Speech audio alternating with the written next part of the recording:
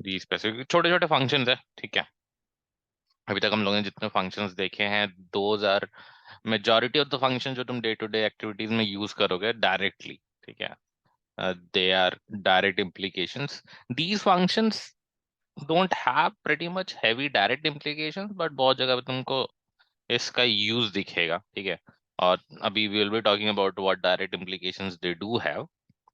तो for example जैसे यहाँ पे मेरे पास डेटा है, ठीक है।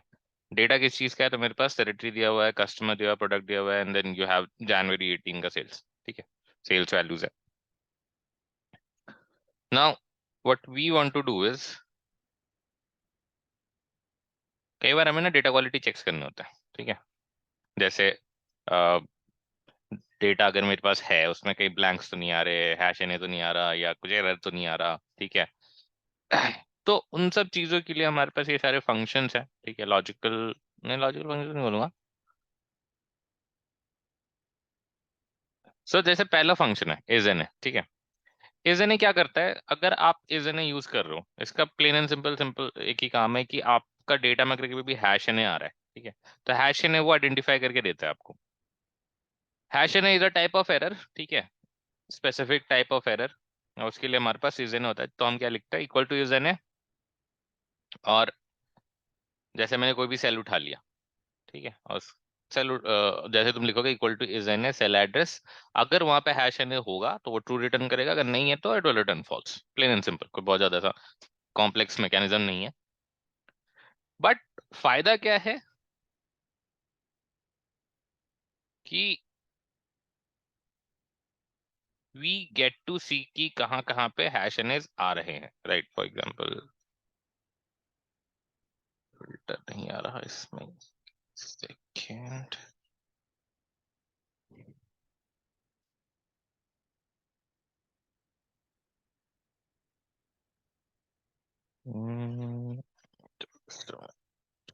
नॉट एक्टिव, कुछ एक्टिव क्यों नहीं है।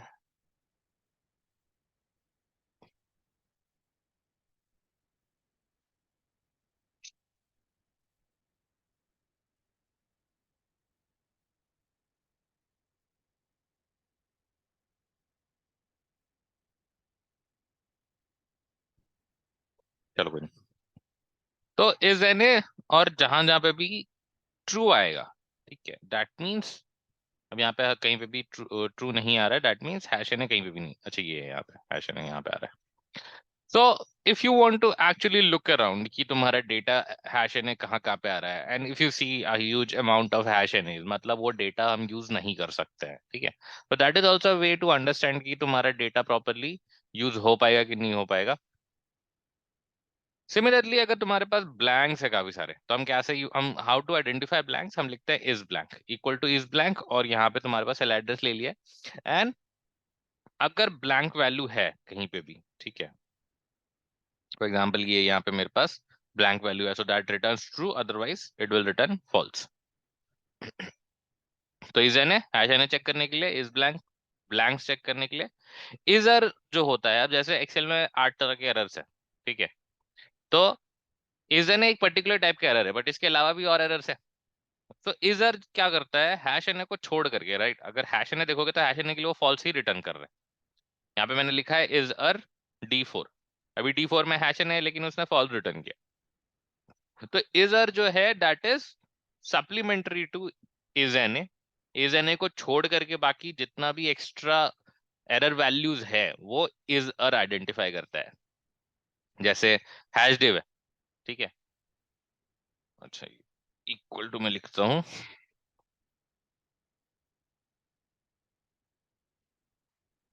सर कुछ पल्ले नहीं पड़ रहा सर इसमें। एरर्स आइडेंटिफाई कर रहे हैं हम।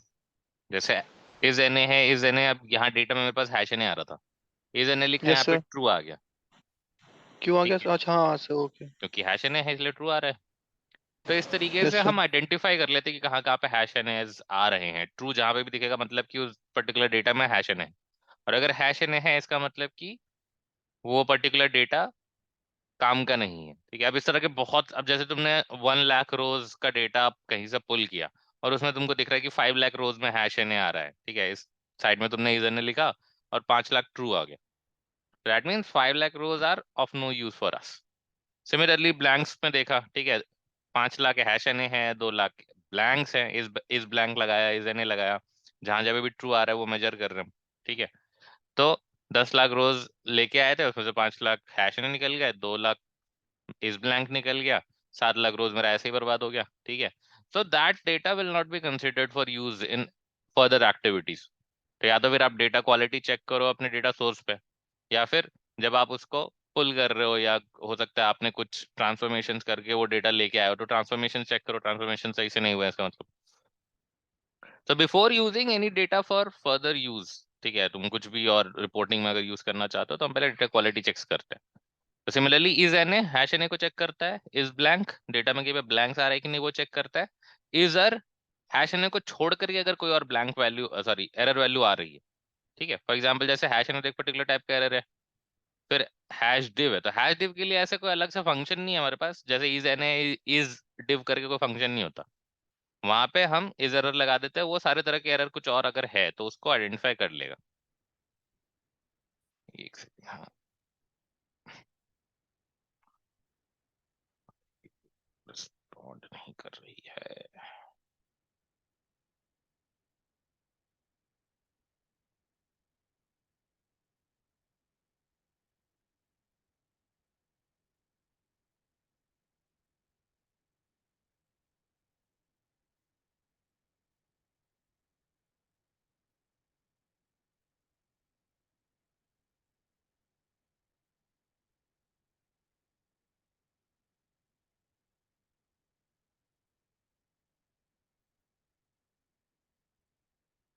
मीन सर जहाँ पे sir N A has N A होगा वहां पे बस सर वो दिखाएगा कि ये ट्रू है, जहाँ पे हाँ, नहीं होगा वहां पे फॉल्स दिखाएगा। बिल्कुल। जी सर।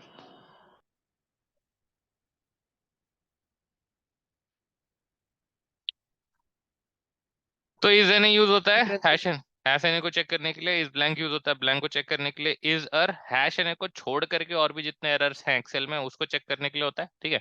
तो पहले इन्होंने बनाया होगा हिज एन और इज अर अलग अलग बना लिया इन्होंने ताकि सारे एरर्स कवर हो जाए। बाद में फिर इन्होंने इज एरर इंट्रोड्यूस किया था, ठीक है। तो इज एरर से क्या होता है, कोई भी एरर हो, चाहे वो हैश एन हो चाहे वो हैश डिव हो, सबको वो कंसिडर करके ट्रू रिटर्न करेगा अगर उसको मिल गया तो, ठीक है। फॉर एग्जाम्पल जैसे इजर यहाँ पे फॉल्स रिटर्न कर रहा है, ठीक है, इजर डी4 फॉल्स आ रहा है क्योंकि इजर को हैश एन से मतलब नहीं है, बट इस एरर में कोई भी एरर हो, ठीक है। बाद में इन्होंने लाया, इंट्रोड्यूस किया होगा, तो पहले के इन्होंने वैसे के वैसे छोड़ दिया, इज एन इजर अलग अलग अपना चलता था, लेकिन दोनों को कंबाइन करके फिर इन्होंने इज एरर क्रिएट कर दिया, तो अब इज एरर हर तरह का एरर वो आइडेंटिफाई कर लेता है। तो अगर एक साथ तुम्हें सारे एरर्स के लिए चेक करना है, आप इज एरर लगाओ, इरेजर लगा करके आप ये देख सकते हो कि कहाँ कहाँ पे एरर वैल्यूज आ रही हैं, जहां पर भी ट्रू आ रहा है इसका मतलब वो पर्टिकुलर वैल्यू में एरर है, ठीक है। किसी भी तरह का एरर हो सकता है, हैश रेफ, हैश डिव, ठीक है, हैश एन ए, वो कोई भी एरर हो सकता है। तो इस एरर हर तरह का एरर आइडेंटिफाई कर लेता है। उसके बाद आता है इज इवन। इज इवन ये चेक करने के लिए होता है कि तुम्हारा नंबर इवन है कि नहीं है। अगर नंबर इवन है तो is even will return true. Even number कैसे आइडेंटिफाई होता है, तो जो भी नंबर टू से डिविजिबल हो, ठीक है, जी सर बेसिकली वैसा। लास्ट जो डिजिट है अगर वो टू का मल्टीपल होगा तो वो टू से डिविजिबल होता है, ठीक है। तो फॉर एग्जांपल जैसे ये नंबर है 24346, तो ये ट्रू है क्योंकि ये इवन है। बट ऑड वैल्यू अगर हमें चेक करनी है तो हम इज ऑड यूज करते हैं, which is just complementary to is even. जहां पे भी इज इवन ट्रू आ रहा है वहां पे इज ऑड फॉल्स देगा क्योंकि वो ऑड वैल्यूज फाइंड आउट करता है। अगर तुम्हारा नंबर ऑड है तो इज ऑड तुम्हारा ट्रू रिटर्न करेगा, इज इवन तुम्हारा फॉल्स रिटर्न करेगा, ठीक है। सो अगर ट्रू और सॉरी ऑड और इवन अगर चेक करना है, इज इवन इज ऑड आप यूज कर सकते हो। इस टेक्स्ट क्या होता है कि अब इस टेक्स्ट या टेक्स्ट वैल्यू कोई एरर तो है नहीं, लेकिन जैसे यहाँ पे मैंने सेल्स वैल्यूज ले रखी है, जनवरी 18 में सेल्स वैल्यूज है, नंबर्स होने चाहिए, ये मेरा लॉजिक कहता है। बट अगर कोई उसमें टेक्स्ट एंटर कर दे, ठीक है, गलती से ही सही, जैसे यहाँ पे किसी ने हाई लिखा हुआ है, ठीक है। एरर वैल्यूज की बात नहीं कर रहे, बिकॉज एरर वैल्यूज एक अलग ही कैटेगरी है, बट अगर कोई टेक्स्ट एंटर कर रहा है, ठीक है, तो वो एक्सेल वैसे भी नहीं पकड़ पाएगा। एरर वैल्यूज तो हम इज एरर या इज एरर से पकड़ सकते हैं, is N A, is err, is error.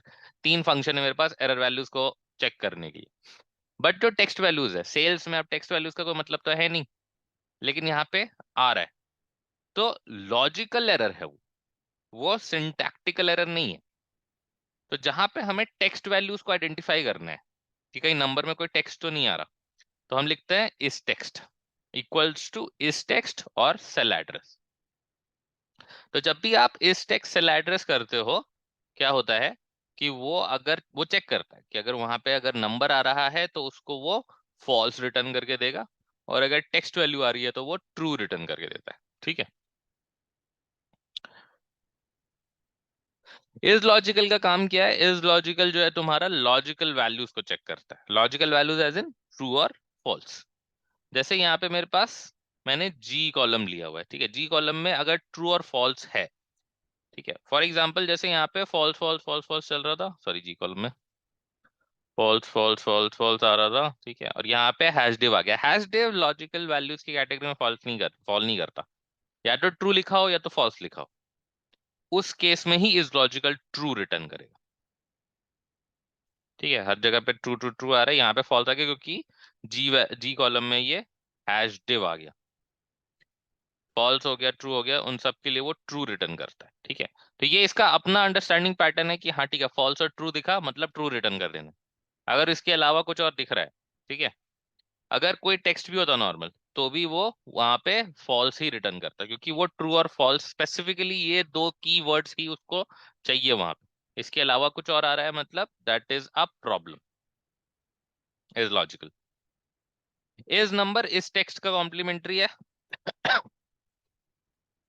Because हम इस टेक्स्ट में ये चेक कर रहे थे कि उस पर्टिकुलर सेल में कोई टेक्स्ट वैल्यू तो नहीं है, लेकिन इस नंबर क्या चेक करता है? इस नंबर ये चेक करता है कि उस पर्टिकुलर सेल में कोई नंबर है कि नहीं है। ठीक है, अगर मान लो हमें उल्टा चेक करना हो कि टेक्स्ट वैल्यूज है मेरे पास, सपोज कर लो लोगों के नाम है और उसमें किसी ने नंबर फिल कर दिया, ठीक है, तो वो चीज अगर तुम्हें वहां चेक करनी हो तो आप इस नंबर यूज कर सकते हो।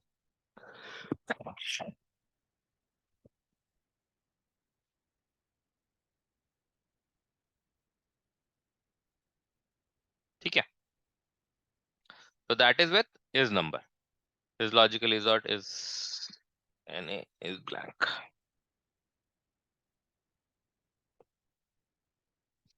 ठीक है।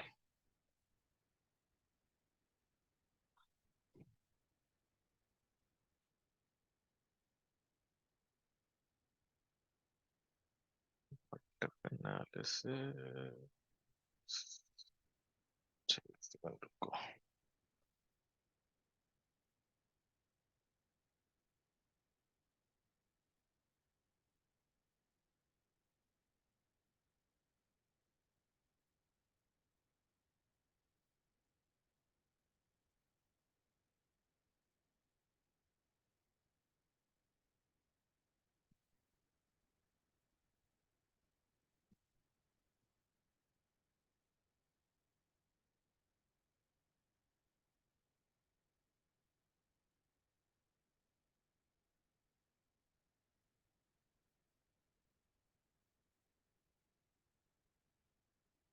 यहाँ तक कोई डाउट है तो बताओ।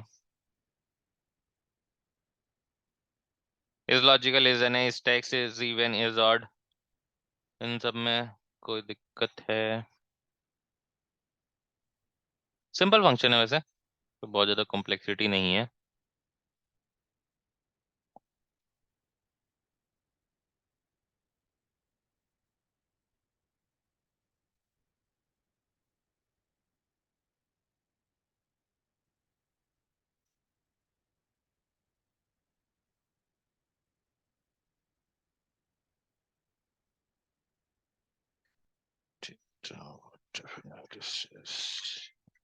एक सेकंड।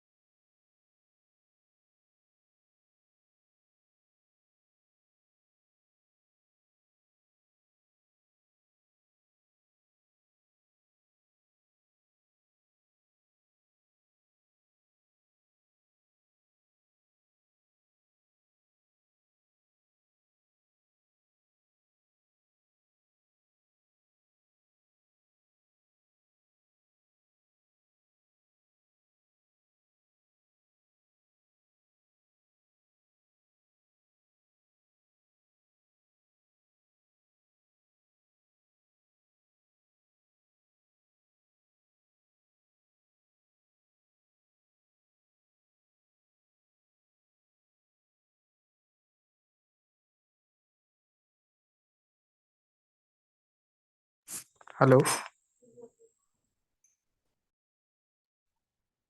हेलो, आवाज आ रही है? Yes sir. Yes sir. Okay.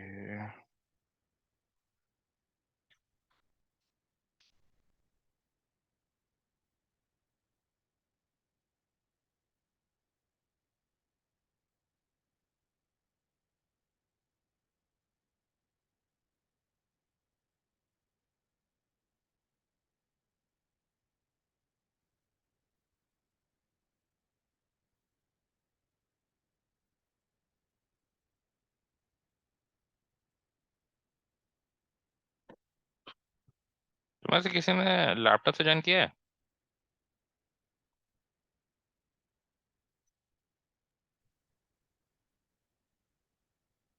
Sir desktop. हाँ, desktop is also fine. Screen share करोगे एक बार? व्हाट एनालिसिस डिसेबल हो रखा है। सर शेयर हो नहीं रही। चेक कर, अभी चेक करना।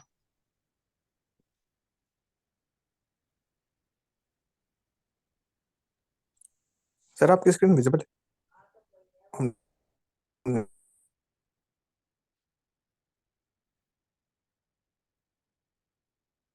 एक्सेल ओपन करना। अच्छा, ये वाली फाइल तुमने डाउनलोड कर रखी है, मिसलेनियस वाली? हाँ, मिसलेनियस वाली फाइल ओपन करना। ठीक है, इसमें जाना व्हाट इफ एनालिसिस में। व्हाट इफ एनालिसिस, वैसे व्हाट इफ एनालिसिस तुम्हें मिलेगा डेटा टैब में। डेटा टैब में जाओ एक बारी। So you go to data tab.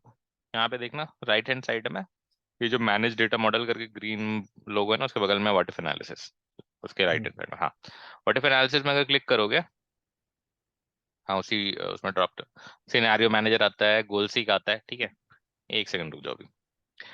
Will you talking about scenario manager first. अब शीट पे आओ। शीट में मेरे पास कॉस्ट, अगर if I talk about the example, नीचे आओ, ए वन पे जाना एक बारी। सेल ए वन पे जैसे कॉस्ट लिखा हुआ है, ठीक है। So this is a particular example. For example की कोई एक पर्टिकुलर कंपनी है ना, जो प्रोडक्ट लॉन्च करना चाहती है। It's a new product. और अगर कोई भी नया प्रोडक्ट आपको मार्केट में लॉन्च करना है, ऑब्वियसली बात है, डे वन पे people don't have that level of trust value with the product, except for Apple. Apple को ट्रस्ट बनाने की जरूरत नहीं अब। बट कोई नया कंपनी अगर प्रोडक्ट लॉन्च करता है, जनरली अगर मैं बात करूँ, if it's not a monopoly market, तो उनको डिस्काउंट्स देने पड़ते हैं इनिशियली। ठीक है, अब जैसे मान लो मेरे को कोई नया शू लॉन्च करना है, I am a shoe making company, और मेरे को एक शू लॉन्च करना है। हर शू का अपना एक कॉस्ट प्रोडक्ट है, ठीक है। उसको बनाने में एक्चुअल में कितना लगा, तो यहाँ पे मैंने एग्जाम्पल लिया था कि ठीक है, कॉस्ट मान के चल रहे हैं कि 23,456, that is the cost of the shoe. अब उसमें मुझे कोई स्पेसिफिक डिस्काउंट्स देने पड़ेंगे, ठीक है। अब डिस्काउंट के बाद एक्चुअल प्राइस कितना बैठता है वो मैंने कैलकुलेट किया हुआ है सेल नंबर B3 पे। ठीक है, B3 पे जाने के बाद फिर विल लुक एट द, उसी का मतलब कैलकुलेशन मैंने डी कॉलम में डाल रखा है, ठीक है। तो हम एक्चुअल प्राइस कैसे निकालते हैं, total cost minus total cost into discount bye 100। That is the formula, mathematical formula जो होता है। अगर तुम उसको एक्सेल के हिसाब से देखो, टोटल कॉस्ट मेरा बी वन सेल पे दिया हुआ है, B1 minus B1 into B2 bye 100। B2 में मेरा डिस्काउंट है। तो that is the formula according to Excel. ठीक है, एक मेरा मैथमेटिकल फॉर्मूला हो गया, एक मैंने उसको एक्सेल के टर्म्स में एक्सप्रेस कर दिया। उसको अगर मैं थोड़ा सा सिंप्लीफाई करूंगा तो क्या होगा, B1 मैंने कॉमन ले लिया, 1 माइनस B2 बाय 100। तो उसी को मैंने वहां पे लिखा है, अगर सेल B3 में देखो, B1 इंटू 1 माइनस B2, और डिवाइडेड बाय 100 करने के बजाय मैंने इंटू 0.01 कर दिया। तो this is the exact same formula, ठीक है, बस एक्सेल के टर्म्स में एक्सप्रेस किया हुआ है। अब तुम अगर मान लो, कॉस्ट तो देखो सेम रहने वाला है, ठीक है। तुम कोई भी शू मैन्युफैक्चर कर रहे हो, उसका कॉस्ट प्राइस उतना ही रहने वाला है, it is not going to change. What about the discounts? Discounts हम अलग अलग सिटी के हिसाब से अलग अलग दे सकते हैं, ठीक है। अगर बड़ी सिटी है तो वहां पे लोग 23,000 का जूता खरीद लेगा, right? Delhi, Mumbai, people are and sceptical. 20,000, 30,000, 50,000, lakh रुपए के जूते लोग पहनते हैं, ठीक है। It's a good company, good brand, good name. People will give that much amount. But अगर आप छोटे शहरों में चले जाओगे, ठीक है, तो वहां पे लोग 1,000 500 बहुत समझते हैं, ठीक है, ज्यादा ज्यादा हो गया 5,000 का जूता ले लिया। तो उस हिसाब से मेरे को डिस्काउंट्स बढ़ाने पड़ेंगे, ठीक है। तो जैसे अभी डिस्काउंट 36 है, अगर मान लो उसको मैं 70 कर देता हूँ, ठीक है, B2 पे 70 लिखना।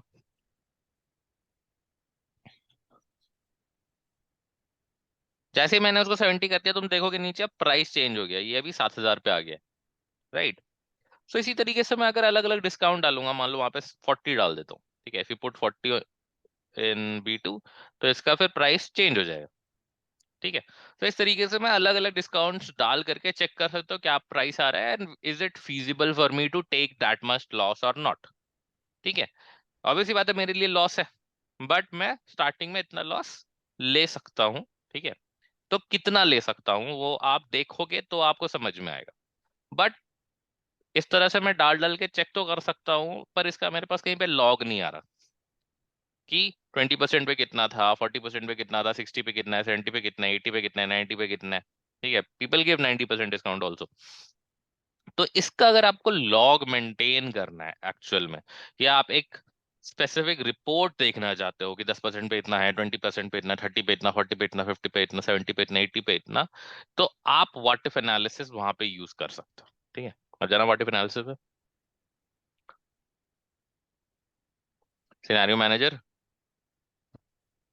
और यहाँ पे तुम देख सकते हो मैंने अलग अलग सिनेरियोज डाल रखे, 10%, 20%, 30%, 50%, 60%। सपोज एक चलो नया बनाना है मेरे को, ठीक है।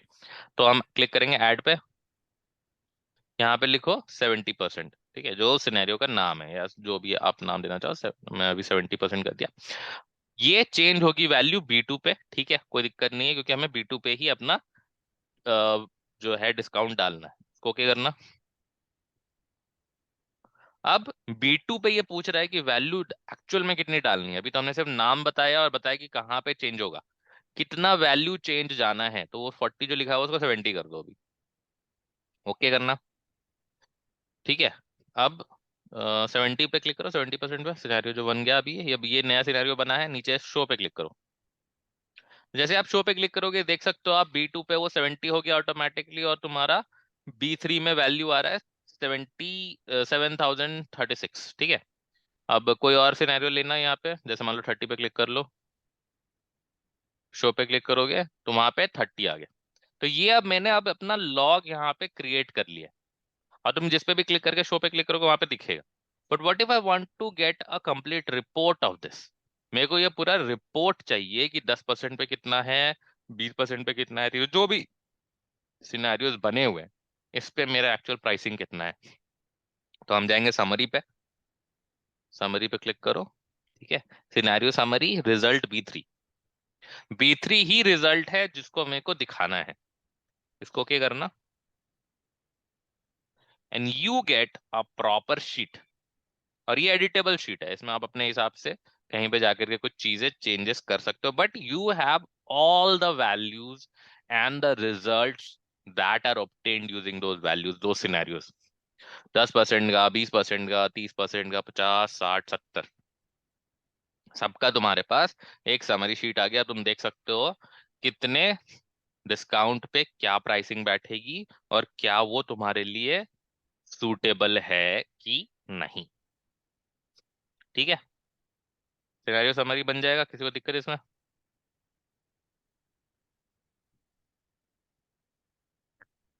No sir.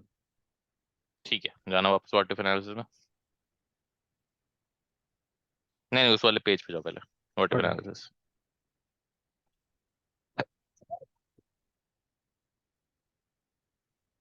तो ये तो ठीक है, बढ़िया, कोई दिक्कत नहीं है, ये हमारा लॉग क्रिएट हो गया। व्हाट इफ मैं आप कहता हूँ कि मेरा एक थ्रेशोल्ड है कि मैं 15,000 से नीचे नहीं बेचूंगा, ठीक, 15,000, या चलो 10,000, 10,000 इज द लास्ट लिमिट, इसके नीचे मैं जूते नहीं बेच सकता। अब 10,000 तो मेरा सेलिंग पॉइंट हुआ, सेलिंग प्राइस हुआ। उस सेलिंग प्राइस को अचीव करने के लिए अब ये मेरा लोएस्ट प्राइस है जिसमें मैं बेच सकता हूँ, मतलब that will be the highest discount that I can give. तो अब वो हाईएस्ट डिस्काउंट कितना होगा, मेरा जो फॉर्मूला मैंने यहाँ बना रखा है, कॉस्ट और डिस्काउंट के बेसिस पे सेलिंग प्राइस निकाल रखा है। मैंने सेलिंग प्राइस और कॉस्ट के बेसिस पे डिस्काउंट का ऐसा कोई फॉर्मूला बना नहीं रखा। अब या तो मैं कॉस्ट प्राइस और सेलिंग प्राइस के बेसिस पे डिस्काउंट का एक परसेंटेज का एक ऐसा कोई फंक्शन या फॉर्मूला क्रिएट करूं कि कॉस्ट प्राइस रखा, मेरा रिक्वायर्ड सेलिंग प्राइस रखा और डिस्काउंट निकल गया। पर मेरा यहाँ पे ऐसा कोई फॉर्मूला ना तो है और ना ही मैं बनाना चाहता हूँ। फिर भी मेरे को देखना है कि उस पर्टिकुलर सेलिंग प्राइस के लिए डिस्काउंट कितना होना चाहिए या कितना हो सकता है मैक्सिमम, बिना फॉर्मूला अलग से डिराइव किए हुए या बिना फॉर्मूला अलग से लिखे हुए। ये चीज अचीव हो सकती है अगर आप व्हाट इफ एनालिसिस में अगर जाओगे, वहां पे गोल सीक का ऑप्शन आता है। ठीक है, गोल सीक एक ऑप्शन है, बट एक चीज ध्यान रखना कि इसमें सिर्फ तुम देख सकते हो, ये कहीं पे आएगा नहीं। चलो एक बार गोल सीक पे क्लिक करना। अब मुझे क्या चाहिए, सेट सेल। आप कौन सी सेल का वैल्यू चेंज करना चाहते हो? मैं बोल रहा हूँ कि ठीक है, B3 में मेरे को एक पर्टिकुलर वैल्यू डालना है, टू वैल्यू। वहां पे वैल्यू कितना होना चाहिए? मैंने बोला कि मैक्सिमम टू मैक्सिमम मैं 10,000 तक जाऊंगा। ठीक है, तो 10,000 लिख दिया। और बाय चेंजिंग सेल, कौन से सेल में चेंजेस देखने हैं मेरे को? तो B2 में देखना है, क्योंकि B2 में जो भी चेंज होगा वो B2 ऐसे लिख सकते हो, उसमें कोई दिक्कत नहीं है। B2 लिख दिया। ठीक है, कोई दिक्कत नहीं है, स्मॉल में भी लिखोगे तो चलेगा। अब इसको जैसे तुम ओके करोगे ना, ओके करो एक बार, देखो उसने खुद से कैलकुलेट कर लिया और मेरे को बता रहा है कि 57.3666% का अगर तुमने डिस्काउंट दिया तो तुम्हारा फाइनल सेलिंग पॉइंट जो है वो 10,000 पे आकर के रुकेगा। मतलब this is the maximum discount which I can bear. अब यहाँ पे फॉर्मूला कहीं पे भी कुछ भी हिला नहीं है। मेरा डिस्काउंट अभी भी एक नंबर है, कॉस्ट एक अभी भी एक नंबर है, और जो सेलिंग प्राइस है वो अभी भी एक फॉर्मूला है। बट ये प्रॉपर एडजस्टमेंट्स ऐसे कर देता है कि तुमको फॉर्मूला में एग्जैक्टली वही वैल्यू दिखेगी जो तुम बोल रहे हो कि ये मैक्सिमम होना चाहिए, और उसके हिसाब से तुम्हारा डिस्काउंट क्रिएट होगा। ठीक है, that is the beauty of what if analysis. हम जाते हैं क्लास रेंज पे। क्लास रेंज वाली शीट पे जाना।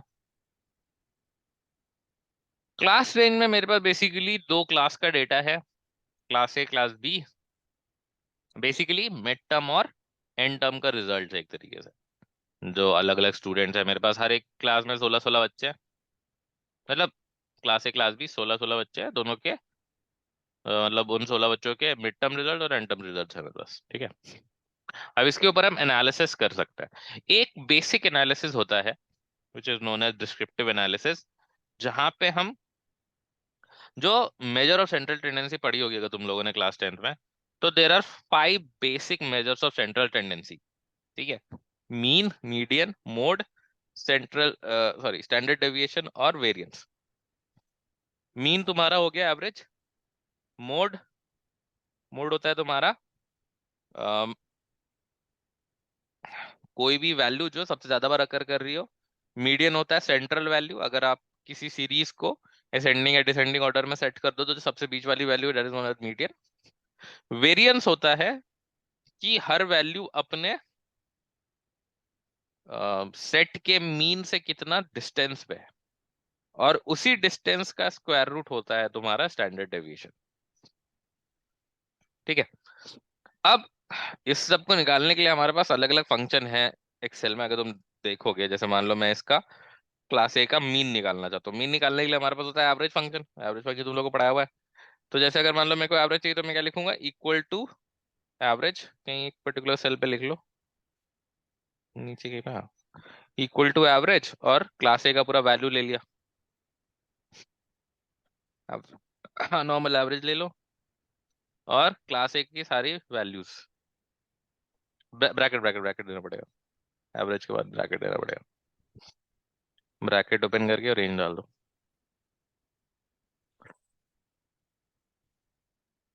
कंट्रोल जेड करना।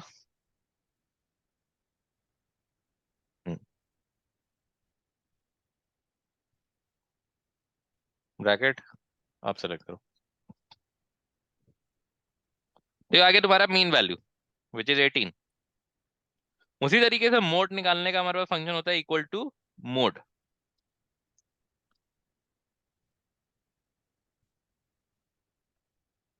ठीक है, ब्रैकेट क्लास से ले लो, हमारा मोड आ गया। 20 इसलिए क्योंकि एक से ज्यादा बार रिपीट हुआ है, that is the maximum frequency. उसी तरीके से मीडियन निकलता है इक्वल टू मीडियन।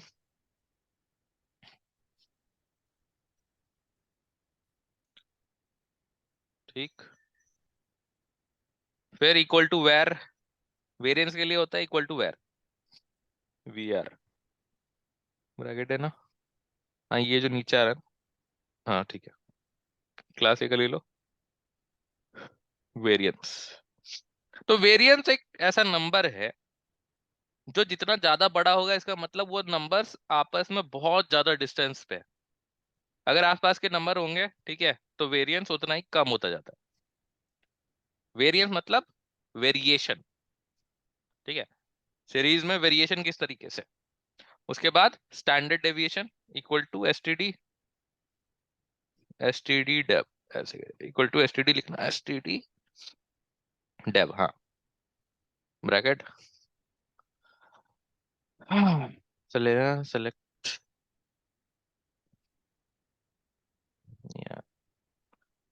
देखना इक्वल टू एसटीडी,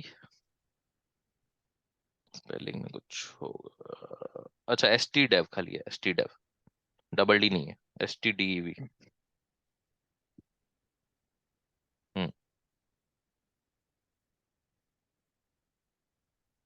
ये हो गया तुम्हारा स्टैंडर्ड डेविएशन। ठीक है, अब ये तो हम अगर सिंगल सिंगल निकालना चाहे, इस तरीके से कोरिलेशन में निकलता है, कोवेरिएंस भी निकलता है, तो सारे फॉर्मूलेज दिए हुए। बट एक और तरीका है एक्सेल में इस तरह के कैलकुलेशंस करने के लिए, that is using data analysis tool. ठीक है, डेटा एनालिसिस टूल कहाँ मिलता है, तो ये एक एड इन है।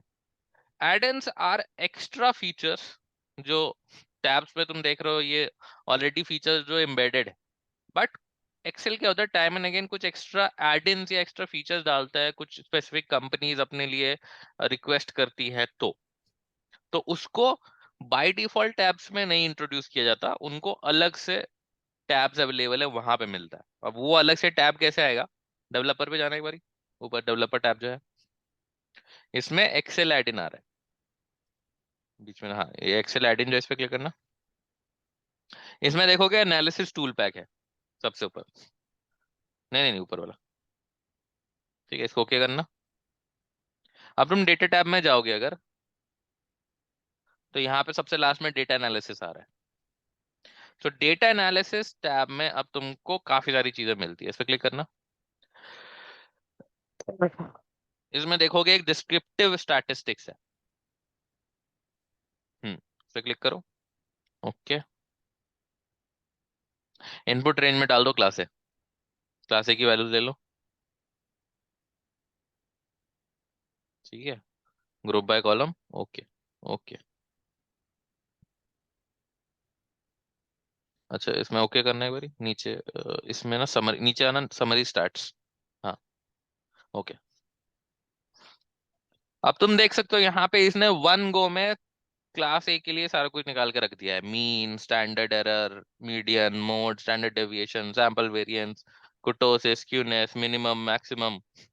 तो जिसके लिए हम अलग अलग फंक्शंस लिख रहे थे, वो वन गो में आपको एक साथ मिल सकता है अगर आप डिस्क्रिप्टिव स्टैटिस्टिक्स यूज करते हो डेटा एनालिसिस टूल पैक का। ठीक है, इसी तरह के और भी फीचर्स है उसमें, अगर तुम जाओगे डेटा एनालिसिस में देखोगे